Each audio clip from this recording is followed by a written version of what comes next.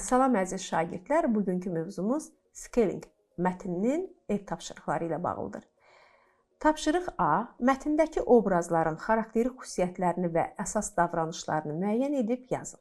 Uşaqlar, diqqət edək, qəhrəman, xüsusiyyətlər, əsas davranışları. Deməli, Michael cəsarətli, məharətli idi.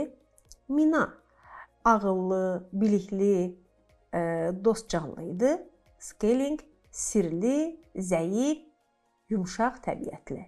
Əsas davranışları ilə bağlı isə siz yazın. Növbəti tapşırıq. Mətnin hansı hissələrində Michael'ın qorxduğunu, heyrətə gəldiyini və sevincli olduğunu müşahidə etdiniz. Hər bir hissəyə uyğun cümləni mətndən seçin və nə üçün bu cümləni seçdiyinizi izah edin. Uşaqlar, diqqət edək bu hissəyə. Deməli, qorxu. Qaraja girəndə qorxurdum ki, indi hər şey başıma uçacaq. Deməli, başına uçmasından biz onun fikrini əsaslandıra bilirik.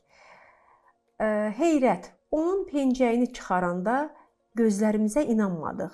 Scalingin qanatları vardı. Bax, bu hissədə isə artıq Michael heyrətlənmişdi. Sevinç. Siz bacıma baş çəkmisiniz.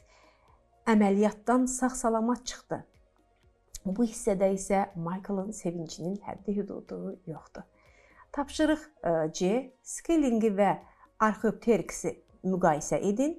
Oxşar və fərqli cəhətlərini aşağıdakı cədvəldə göstərin. Uşaqlar, şəklə diqqət edək. Deməli, qanatları, zədələnmiş və əzilmiş qanatları var idi scalingin.